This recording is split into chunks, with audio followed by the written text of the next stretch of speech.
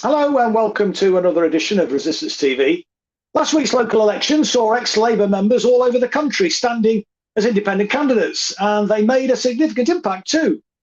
One of the most sensational results of the night was in Gaston in Liverpool, where Sam Gorst and Lucy Williams put the Labour Party to the sword.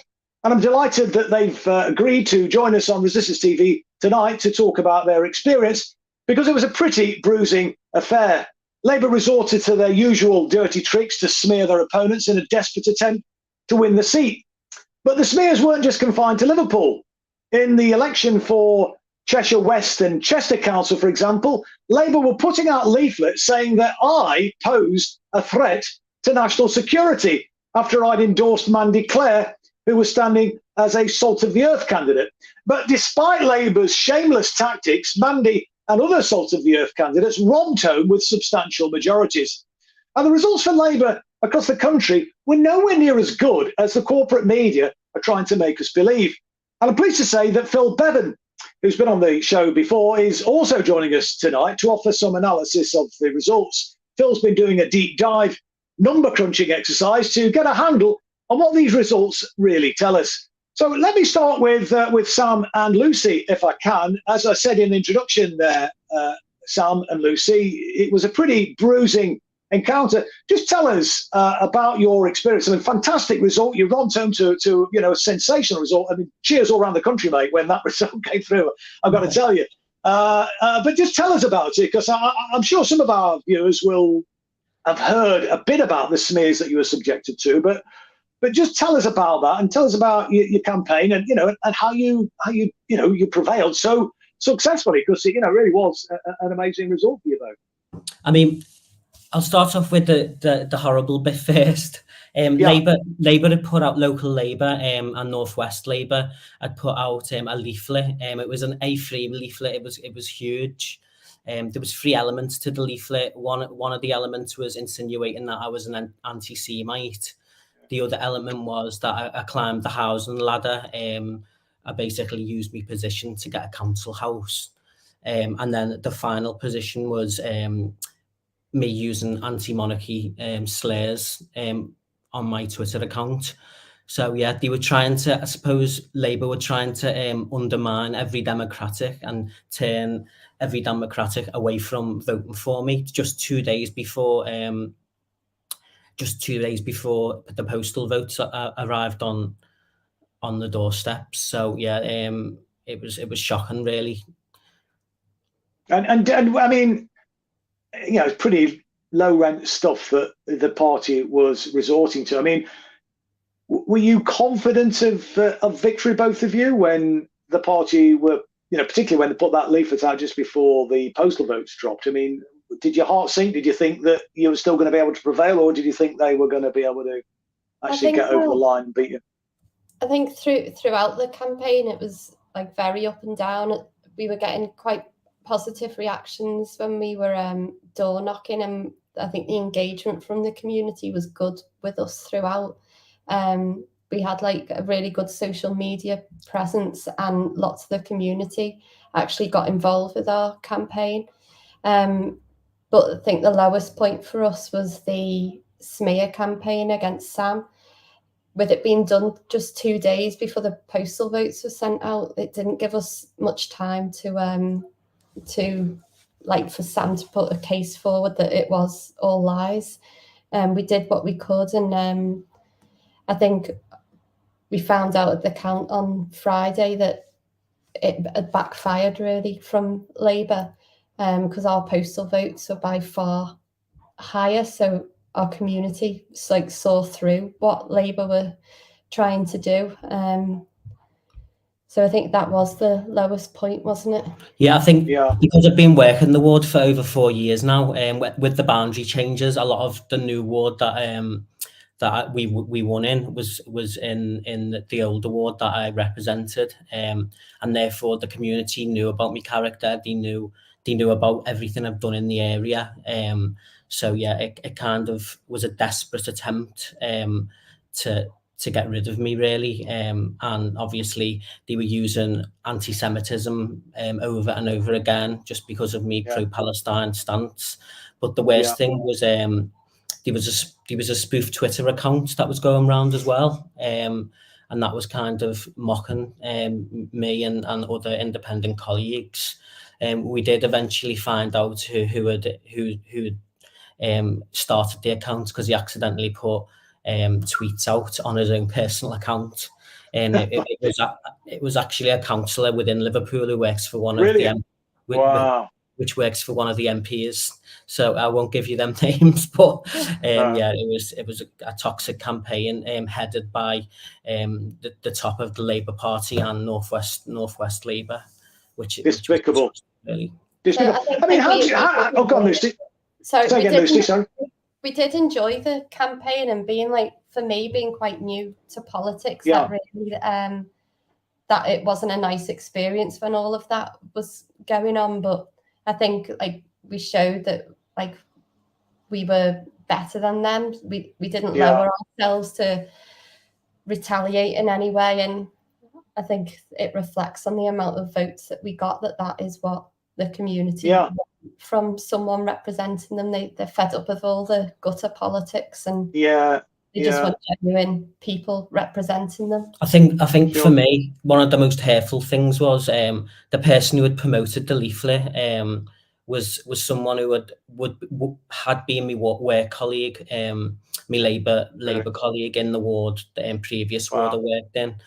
So I felt like I was befriended for 4 years to be stabbed in the heart, really.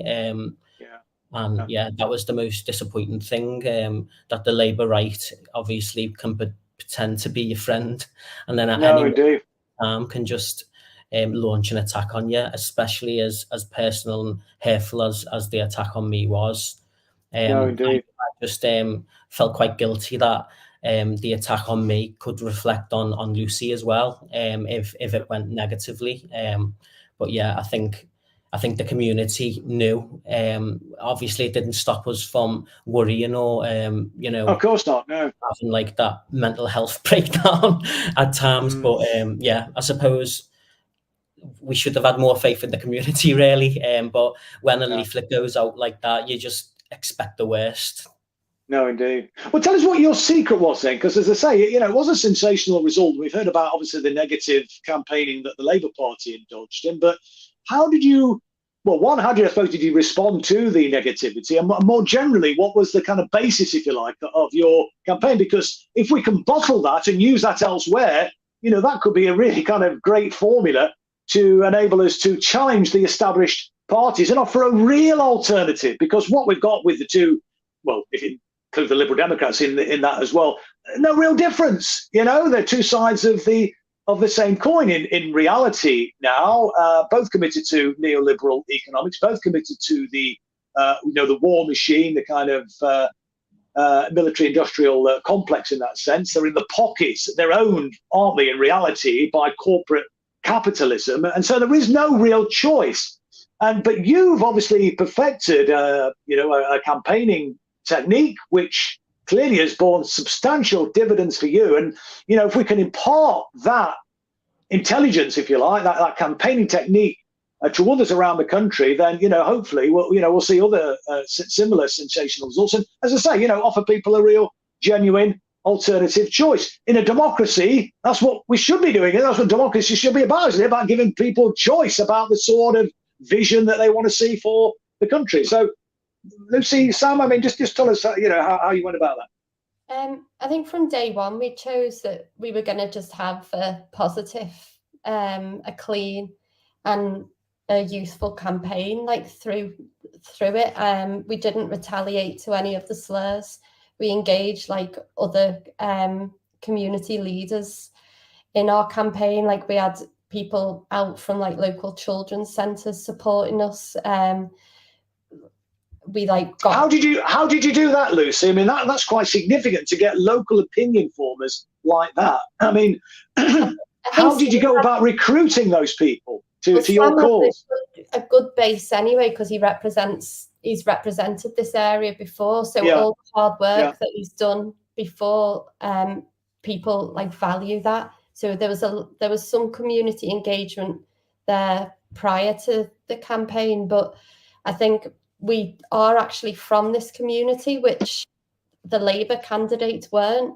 So Right. like, we work here, our kids go to school here, and we live in the ward. I mean, we were up against a London barrister that was parachuted in just a year and a bit before he ran as a councillor.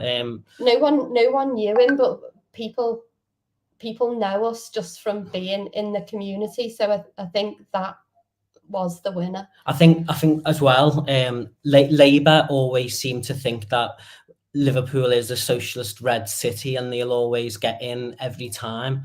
But the issue is that they're taking the communities for granted. They're being complacent, and throughout the campaign, I was calling Labour lazy Labour, because it's similar across Liverpool, that they expect just to get in, and they expect. I suppose that they're always entitled. They always seem entitled to the community, so therefore the community rebelled against that, especially after that smear campaign. They thought, do you know what? We don't see no sight or sound of our councillors. So why are we even supporting them anymore? Yeah, there were lots of comments as well, because our local MP, she was very visible for the Labour Party during this campaign, and there was lots of negativity from this community that they never see her, unless it's unless something like this is going on.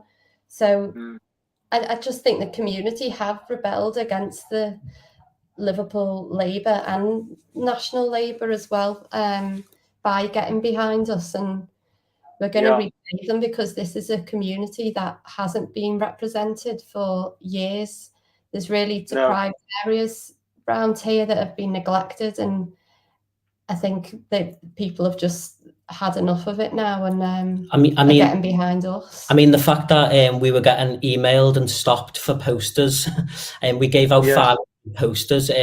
We didn't really even ask people to take them. We were just advertising them, and we were getting called, and we were getting You must have scared the bejesus out of the Labour Party with that kind of I mean, they were profile. putting in 30 to 50 people every day. They were whipping people out of their own wards that they needed to win into Gaston. I mean, I do feel like I was the biggest threat within the city. Myself and Alan Gibbons as well. They really did plough the resources, and Labour North West did the same into Gaston and Avil Park. Yeah. Well, I mean, you both. I mean, you and Alan have been stalwarts of the Labour Party, and it seems that people recognise that, and obviously turned out for you. But I mean, Lucy talked about getting local opinion formers on side, and your profile. I think you were saying, Lucy, that's you, Sam. It helped to do that. Were there any other techniques that you deployed, as well as sort of reaching out to opinion formers to kind of get them on side? Because clearly that is a really huge bonus when you've got the significant figures in the local community saying, "Whoa, Sam and Lucy, good guys. You should vote for them." I mean, bloody gold dust that is. I mean, is there any other techniques that you think would potentially be transferable elsewhere? I think having a really good social media presence is crucial. Being in your local groups, being on Nextdoor, always sharing the planning applications, whether there's licensing issues, the dog crap, all these bread and butter issues. They're the issues that your community wants you to champion, and the fact that I've got a policy that I deal with casework within 48 hours. And if I can't, I do inform residents. But I think just having like a really organised, approachable and honest campaign, throughout the year is what that is definitely. I mean, I can certainly empathise with that, because that definitely something.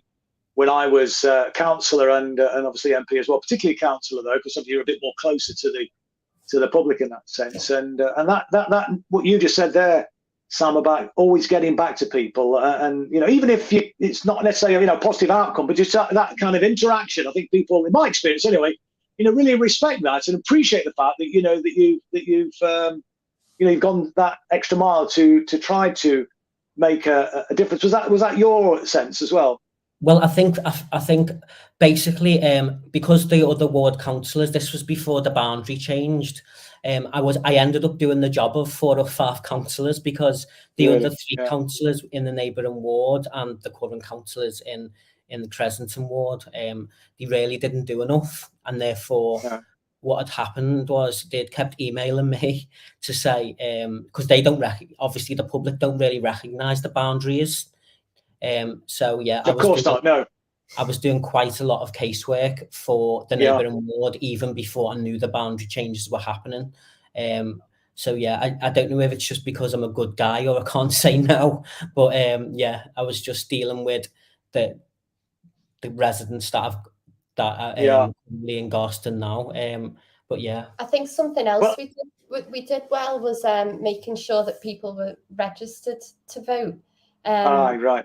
So we did a lot of work around that and getting people actually out to vote, like people who are similar like to ourselves that might not have voted before, but they're other parents at the school, or we might have worked with them.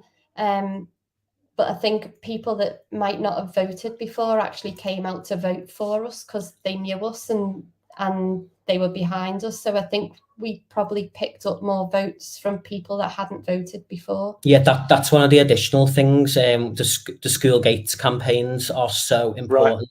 We've got 4 primary schools. We targeted them all, and so many parents weren't registered to vote. They were just disillusioned with politics completely. They didn't have ID. Just unpack that a little bit. I mean, so how did you go about a school gate campaign? What would you? I mean, for somebody who's kind of watching, who's thinking about maybe standing, pissed off at the Labour Party, like to stand. What is a school gate campaign? What does that entail? What did you do? It just put on your rosette on, just so that you've clearly identified that you are a political candidate, and just talking to mums, giving mums and dads, giving them the time, and to talk about issues. Sorry, the kids are here. That's okay. That's okay. Just general issues within the community. Yeah. And were people receptive, worthy to you approaching them at the school gate in that way? Yeah, definitely. I mean, it was the biggest campaign winner, to be honest, and I've never ever done that within the Labour Party before. No. And then we'd also spend time outside our supermarkets as well. Okay. The same thing. So all similar sort of thing. Yeah. All your local amenities. I mean, when Scouts groups finish, we done everything. Like we done everything we could think of. Wow. It sounds like a really brilliant campaign they did. Sam, you also said, and I forgot to ask you to just sort of elaborate a little bit. You talked about it's important to have a good social media presence, and then you also said something about, but you didn't elaborate on it. The kind of what type of social media presence? I mean, were you sort of getting into other local social media groups like on Facebook and things like that? I mean, is that what you mean by with this, or do you just mean just having your own sort of social media thing, or do you mean actually, interacting with existing community Facebook groups and things like that? Is that what you did or not? Yeah, but Sam locally is known as the Facebook counsellor because loads of residents will give Sam casework through Facebook. So, and we've got a massive following on Facebook, but then there's other groups like Next Door, which is more about kind of smaller communities. So we got like a lot of support on that group as well, didn't we? I mean, with the physical advice surgeries, I only get really like 1 or 2 people kept coming to them a month. So it's kind of older traditional method. A lot of the current councillors or Liverpool Labour councillors don't have a social media presence, and it's because it's not that they don't. It's because they don't want one, because they get a lot more casework and they can't be bothered with it. And they're lazy. Yeah. So that's probably the reason why. I get a lot more casework than they do. And obviously, if you get a lot more casework and you action a lot more casework, regardless of what result you get at the end of it or what the outcome is, people know who you are because you're actually putting the work in. Yeah. Do you think you actually got support then from people who perhaps wouldn't vote normally for any party then this time? Yeah, definitely. Yeah, definitely. When we becoming independent, I suppose even the Lib Dems would vote for me, even knowing that I'm a bit of a Marxist, I'm a bit of a socialist, and they weren't bothered because they knew both of us, they know both of us from our community presence really, and they didn't care about politics. It was more getting things done in the community. So the Lib Dem vote just dropped dramatically as well. Obviously, we got almost 50% of the vote share. Labour only got 33%. So it was kind of a massive victory for us. I mean, Gaston has been Labour for 20 years now, and we took them out, and it was such a good feeling after I can imagine. Must have been. Wow. After the shite Labour put me through. I mean, I was suspended 3 times. I was under investigation, change of circumstance interview. So many different obstacles were put in my way, and it was just because I'm pro-Palestine. Maybe it's because I've got Arab heritage. I don't know. I can't really say, but I do think that there is a hierarchy of racism within the party, as Martin Ford rightly came up with that outcome. But it's just and obviously we're the first independents to win seats in Liverpool for over 50 years. One of the last ones was Eleanor Rathbone, and then she became an MP straight after it. So we have made history in a way. I'm not bigging this up, but that's the next step then, Sam and Lucy. We don't want to see you on the green benches in Parliament, mate, because we need people, real people like you two, in Parliament. I mean, obviously I've been there. I've rubbed shoulders with these people. I was going to use a swear word to describe them, but they're not real people. They're just bloody careerists, and they don't give a toss. I mean, the thing that they put first and foremost is their career. Mm-hmm. And what got me, I've got to say, when what happened to me, and in my support for people who are being targeted and speaking up in their support, and then obviously I was targeted, was that people who I used to venerate and think were really, principled socialists, in the end, all put their career first and wouldn't speak out. For me, for Ken, for Jackie, for all the people that that's been targeted. But I was going to say, what do you get a sense of dissatisfaction across Liverpool with the Labour Party and the established parties? I mean, what's your sense about how people kind of view that Labour council now and the Labour councillors on it? We've had so many comments saying, we wish we had an independent in our area to vote for. I had no choice but to vote Labour. I mean, there is a massive need for an alternative within Liverpool, especially one with socialist values. I mean, every one of our candidates we put forward for the Liverpool Community Independent came second. So we outdone the Lib Dems in everywhere we put someone. I just think because they're new candidates as well, and they haven't got that history that I have as a councillor, it possibly might have went the other way. But we also had a group called Liberate Liverpool, run candidates as well.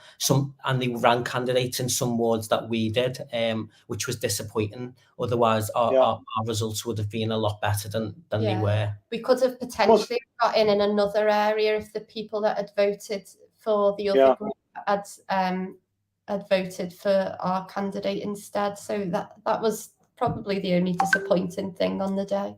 But again, coming back to the MP thing, our MP's Maria Eagle, and she's lost the whole of Halewood, North and South to Independent. She's now lost Garston to Independent. Yeah. She's lost Walton and Brassendale to Lib Dems. I suppose she's lost almost all of her seats, apart from a couple to other parties.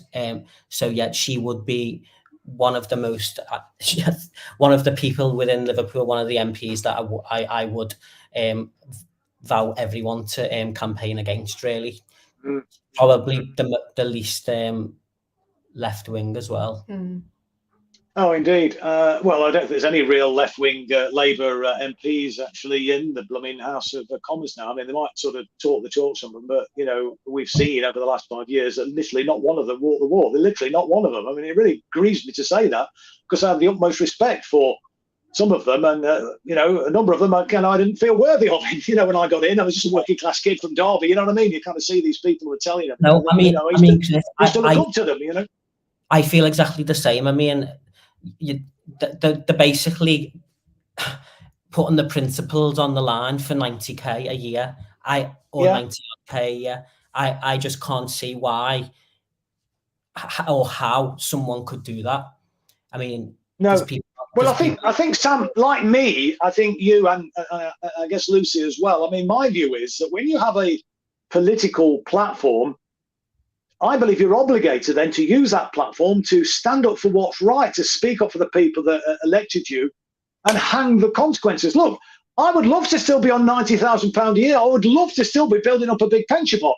I mean, I'm not poverty stricken, don't get me wrong, but I've lost a lot of brass. But as I used to say when I was doing the Democracy Roadshow, if you want a job, don't be a Labour MP. Being an MP ain't a bloody job. And when you start treating it as a job and a career, you're going to start making decisions based upon what's good for your career.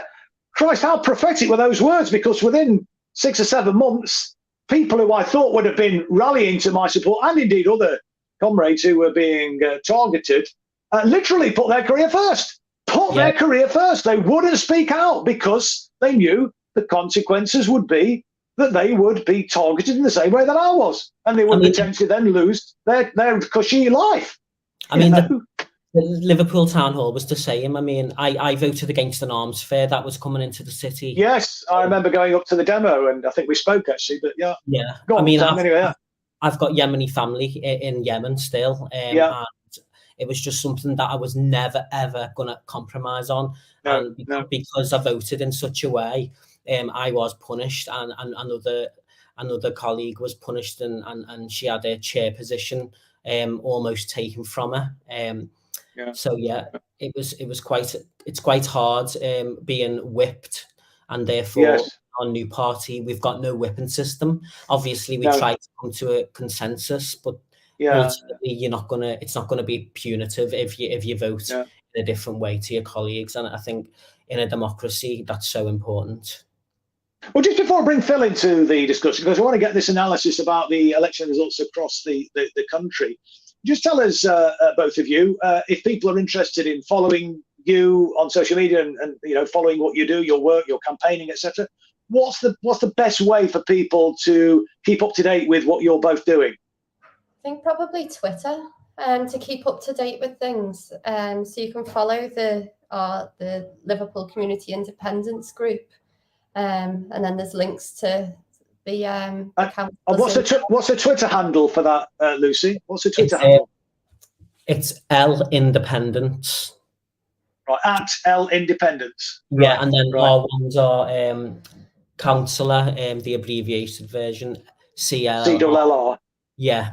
Sam Gorst. And then mine's Lucy H. Williams 1. Yeah.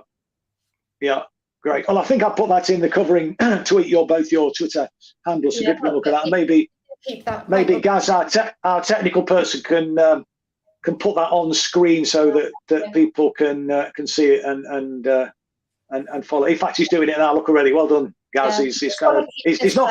Gaz has not fallen asleep then, which is good. Say again, Lucy. We want to keep the momentum up now. We've had so many positive comments and so much support, but what we need now is other people that want to stand, that we can help. Because before you stand, you need to be involved in your communities. We don't want to be like Labour, where we just put a candidate up. Before an election, we want people to be working in the communities. Because then the chances of them getting in will be much higher. Absolutely, and that's what it should be about at the end of the day. Anyway, it's not just a career, is it? As we keep saying, it's about actually, serving the community and standing up, as I've already said, for what's right. But I mean, you two are, and others as well, of course, that have done so well. You're a real inspiration. Thank you for everything that you've done. It's absolutely amazing. And look, and success breeds success, doesn't it? It's fantastic. I mean, you've already made the point, Lucy. That people have been encouraged, inspired by your success, and are asking you, how can they get involved? That's fantastic. So obviously, Gaz has put that Twitter handle up on the score, though it's gone off the screen now. Anyway, so we might. Go on, Could I Dan, just sorry. say one last thing? I just want to also say congratulations to Mandy Clare, Salt of the Earth Yes. candidate. Yeah. What a fantastic name that is. It is. I mean, and those results, though, are replicated elsewhere. I mean, as I say, Little Market Town just up the road from where I live in Belper, they had a similar result to yourselves, It's great to see. And so that's been repeated up and down the country, which we'll come on to. But listen, don't go off the call because you might want to interact with some of the stuff that Phil will be talking about now. So, please stay in and feel free to sort of just jump in. But let's just welcome Phil Bevin now to the show. Phil, for regular viewers will know, has been on the show a few times, was formerly worked for Jeremy Corbyn when Jeremy was the leader of the party. But as I was saying in the introduction there, Phil has been doing a deep dive number crunching exercise, looking at the results and analysing what they really mean. We've had a lot of spin in the media. Oh, this is fantastic. Oh, this is Sir Keir Starmer doing an amazing job. Labour's on course for victory at the next of mine. You're not just going to make any difference because there's no, in fact, in some ways it might be even worse than the Tories. Let's be honest about it. It's more of in some ways, more of an authoritarian than the Tories actually are. But Phil, just tell us what your analysis has revealed of the results across the country. Well, you've got to judge the results on the challenge that the Labour Party has set themselves. So the baseline for my analysis was the Labour Together report, which is clear that in order to win a majority of one at the next election, Labour needs to win 123 seats across the country, and that requires a swing of about 10%. And so, and the benchmark for that is basically the 1997 general election. So that they need about a swing of 10%, and they also therefore need to be about between 12 and 14% ahead in the polls in order to secure that. And that's for a majority of one. So that's not for a Blair-like landslide. They need a Blair-like vote share in order to get a majority of one. So the local election results, which are a much better indicator historically than notional polling, show Labour getting, I think, a 7% lead over the Tories on 35% of the vote, which is roughly the same percentage as they got the last time they contested local elections last year. And just bear in mind also that the kind of historic trends for opposition parties when it comes to elections is that they tend to do worse in general elections than they do in local elections, because in local elections, voters often use those as a way of protesting against the government. So Keir Starmer has kind of his strategy, and I don't think that attacking the left is actually just vindictiveness on his part. I think part of this is his electoral strategy, because he's calculated that he needs to win over a lot of Tory voters. The problem that Starmer has is that the Tories seem to be recovering slightly, and you can see this in Rishi Sunak's approval ratings going up a bit, along with the polling gap closing, because although the polls are wrong, the trend is interesting, and the trend is something that tends to reflect what's actually going on. So the trouble for Starmer is that people tend to vote how they've historically voted. He is banking on winning over lots of Tory voters. But if you take into account all the trends, his results over the past couple of years, and the direction of travel, you're looking at Tory voters returning to the fold after this set of elections, returning to the Tory fold after this set of elections. So it is entirely possible, and I would actually say likely, that come the next general election, Labour could do worse than they did this time. And now people, commentators are saying that if this result was repeated in 2024 next year, Labour would be on course to be the largest party in a hung parliament.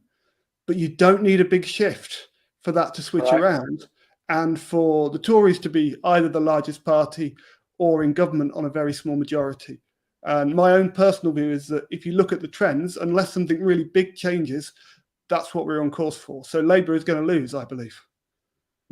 What's your thoughts, Phil? I don't know if you've been able to glean any indication from the analysis that you've been doing as you've been looking at the results across the country.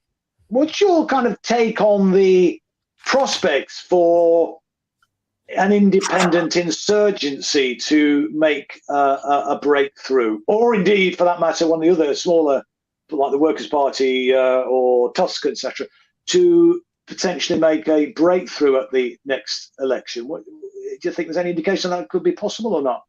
I think not just from looking at stuff this time around, but from myself participating in elections and seeing friends also do it. I've got a mate who's an independent councillor down in Kingston upon Thames, which is Ed Davies' seat.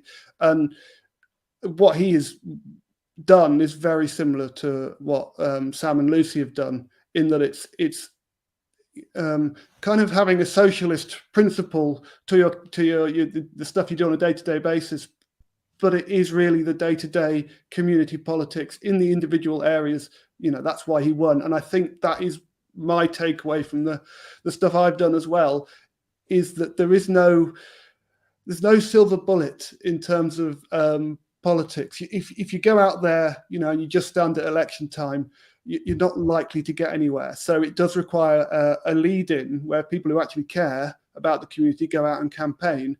And that means that there is no it's very unlikely that you have loads of people standing at the next general election as independent socialists that they're all going to get in. So what you need to do is look at individual areas and specific seats where you have a good candidate and where the voting history suggests that you might break through. So, this might sound pessimistic in the sense that you're looking at, Jeremy Corbyn is a good example, but you're looking at, one or two, maybe three independent MPs aiming for that. And if you get two, then that's brilliant. It doesn't sound like a lot, but it would be in a mini earthquake, especially if Starmer, the vote is very close and Starmer needs just one or two MPs for his majority or to be the largest party. So if you've got one or two socialist seats that can deny him that, and I do believe that he is a more dangerous figure than Rishi Sunak, because my impression of Starmer is that he is a more ideological authoritarian than Sunak. And because he's got trade union backing to an extent, and he's got sort of quote unquote progressive credentials, I think that gives him cover for a lot of really nasty stuff that he could potentially do. So I do think stopping Starmer is a priority. And I think that if we do get a couple of well-placed socialists in at the next general election, it can play an outsized role in doing that, given if you look at the polling, which suggests it's actually going to be quite close next year, in my view. I mean, unless something changes, but that's the trouble with making predictions. Well, of course, you never know. A week is a long time in politics, as they say, comrade. But we see on social media, don't we, people who have been, critical of Keir Starmer. The right-wing Labour people are saying, just Tory enablers. But, in some ways, I know both of you actually be interested in your take on this. In some ways, damaging Labour, even if it lets the Tories in, damaging Labour and demonstrating that they can't just ride roughshod over the aspirations, the wishes, the priorities of a large section of the population, let alone, people who are, natural Labour supporters, that, maybe that might just sort of bring them up with a jolt and think, bloody hell, we perhaps do have to, change our policy. My own perspective is that we need to destroy the Labour Party. I don't think there's any way back for the Labour Party, but that might be one of the routes potentially, for the Labour Party to think, well, look, if we're going to get into power, maybe we do need to change. But on the other hand, of course, in my view anyway, I'm just interested in your two's take on this. It is a party of the established, particularly now, maybe it's always been, but definitely now is a party of the establishment, and that's their priority because they're owned by, corporate capitalism, and they are. I mean, to be honest about it, they're owned by the Zionist lobby. I mean, half the Parliamentary Labour Party are members of Labour Friends of Israel, now Zionist outfit, and let's remember, that Israel is the last brutal apartheid state on earth. And these people, in a so-called progressive left of centre party, are actually bloody endorsing it. So, what's your take on what I've just said? I mean, perhaps maybe you, Sam, first, and then come back to Phil to finish off. Yeah, I agree. I think Starmer and Dave Evans, they do want to mirror the Tory style party, where they've got far less membership to control, but bigger donors. And I think that's reflected on how many people they've purged or how many people have left. I mean, even our local party, I've recently reported to the ICO because my local party sent me an email which had CC'd 186 Labour Party members in it, and therefore I knew that was the local Labour Party Gaston Halewood membership. But when Corbyn was around, just one ward that I represented was 368. So it just shows you there's 5 wards in Gaston Halewood CLP, and yeah, it's just half of one of the wards when Corbyn was the leader. Obviously they've purged so many members, or so many members have left. So I do think they're trying to mirror the Tory style outfits, really, and that shows that they are wanting to be a part of the establishment. Phil, I mean, any thoughts on this sort of this allegation, with Tory enablism? Maybe that's not necessarily a bad thing if that can force the Labour Party to change course. Well, I mean, I've never been a believer in the lesser of two evils kind of analysis of the situation. I think you're only a Tory enabler if you vote Tory, and if you vote for, if you vote for who you want to vote for, then that's you're trying to enable that, aren't you? In terms of the Labour Party and whether or not there's any hope of changing it, or whether destroying it is a good idea. I mean, I didn't used to feel this way. Obviously, I was a member of the Labour Party. I even worked. Yeah, me and all for nearly 44 years, mate. This is something that I don't have a theory. I don't come from a theoretical point of view, but from a practical point of view, through my experiences, what I've learned is that I think because of Labour's role is essentially acting as a buffer for the establishment, if we're going to get to the Tories, we're going to have to go through Labour and destroy that first. So it's step by step. And so in order to destroy Labour, you need to think about what is the next best step towards doing so.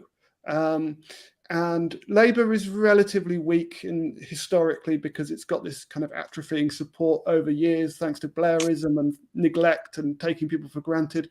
And so the way you do it is you do it bit by bit in communities, and you get in people who really care about issues like Sam and Lucy. You challenge them and defeat them. And over time, you destroy them. And I think, if Labour, which I think is likely, doesn't win in 2024, then you're looking at existential crisis, although they probably won't look at it that way themselves. But because you've got, I think, 4 elections, maybe how many elections they've lost since 2010, and at the moment we've got the Tories presiding over economic crisis. Now, if Labour can't get in, and I reckon that 35% of the vote might be topping out as where their share is roughly at election time. If they can't get in these circumstances, it is possible that they actually can't get in at all ever again, because unless something massive changes, but something massive did change in 2015. Yes. Just 2017, and then you had a corresponding jump in Labour's support. But that's gone now, and actually, as we've all been discussing, it's not just the disenchantment with the Labour right. People like myself, even if a left-winger, quote unquote left-winger, got in, I would not believe them in terms of what they said they would do, because, as you've been saying, Chris, we've all seen what their words mean. They're not followed up by action. So there is no fallback, because the Labour left was a fallback for the Labour right, in a sense, just as the Labour right is a fallback for the Tories. That doesn't exist anymore because we're wise to it. So the whole enterprise is crumbling, and it's going to take a long time for this edifice to be cut down. But I do believe it's possible, and Sam and Lucy have shown that it is. But we need to. No, indeed. I think absolutely. I mean, I'll go on, Sam. Yeah, go on. I just think in addition to that, we need to get the unions to really obviously then they need to do more. They need to speak up against Starmer and I mean, what are they doing? What are they doing? It's crazy that they're bankrolling this bloody, it's just a shit show, isn't it? If I could use some crude language. I mean, for Christ's sake. I mean, they're hostile to trade unionism. They're hostile to the kind of best endeavours of the and the best interests of the working class. The Labour Party doesn't represent the working class. I tell you what, I'll tell you a little anecdote. In 2014, Labour didn't do too badly in the local elections. It's under Miliband. And the PLP, I was at this meeting and they were cock-a-hoop and celebrating what a great result it was and how Labour was no longer a party of the working class. This is what they were saying. It's the middle class that's got us in. And then people come up to me and saying, and Andy Slaughter, one of them saying, do you still get working class supporters in your constituency? Chris, well, yeah, I said, I hope so. So, support us in, but basically they were saying we don't need them.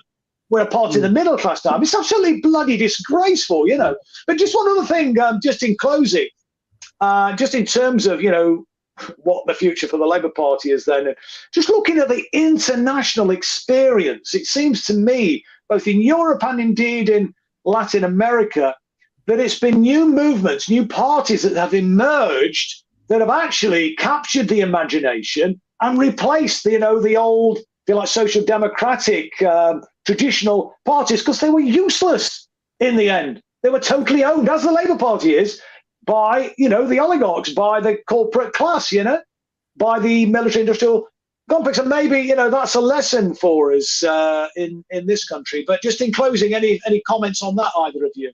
I think the only way to get rid of the main establishment parties is to create a new one, getting the unions on board, and maybe Jeremy Corbyn needs to really have a hard thing about that, definitely.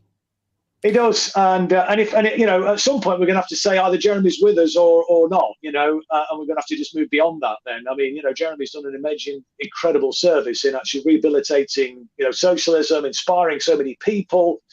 But if he's not going to be part of this move to create something new, then we've got to say that. We've got to recognise that. I hope he is, because he has an incredible reach still, and he could be an immense power, force for good. And I hope he uses that, in a positive way. But listen, Phil, just in conclusion, we've heard from Sam and Lucy about how people can follow their work, and I know you've now got a Substack Patreon. Patreon, I beg your pardon, not Substack, it's the American thing. I do beg your pardon. Patreon, sorry, mate. Yeah, I've been talking to Max Bloom, the fellow, not too much.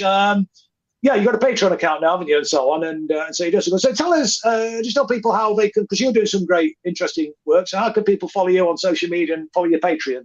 Well, my Twitter handle is down under my name on the screen, and I post all my stuff on Patreon stuff on Twitter. I do it. There's no paywall or anything like that, because I do it mainly because I'm interested, and because I'm trying to kind of do a bit of educating myself, but also hopefully educating other people at the same time, and discovering some very interesting and very unpleasant things as well about the history of the left in the UK, and also the present of the left in the UK. And the other thing is we've got to be really careful about who we trust and the kind of organisations that we trust, because we've got some real problems at the moment. Just to come back to your point, Chris, on the 2014 local election results, everyone was cock-a-hoop, you said, but Ed Miliband went on to lose. Oh yeah, absolutely, yeah. And I just want to reinforce my point, but that is the trend, is that opposition parties tend to do better in local elections than they do in the upcoming general elections. Even true of Blair in 1997. I think they got 14% of the vote in 1996 and 13% of the vote in 1997. And I think in 1995, they got something like 22% of the vote. So it was a story of decline. And I really do think that's why I really do think that Labour is topping out where they are now, in my opinion, probably. Yeah. Well, listen, let me thank Lucy Williams, Sam Gorst, and you, Phil Bevin, for joining us this evening. I think it's been another really interesting discussion. Thank you, all of you, and particularly thanks to you, Lucy and Sam, for your fantastic work, your inspiration, and your success. It's really encouraged all of us around the country, mate. And as I said, just to repeat the point, I think the biggest cheer of the night all over the country, mate, was your result. Because a lot of people knew the shit that you were going through, mate, and to stick one to the Labour Party after all that crap was amazing. So well done, mate. Well done. Cheers. Thank you. And thank you, everybody, for watching. We'll be back next week, hopefully, at 7 o'clock on Resistance TV. So until then, this is Chris Williamson saying bye for now.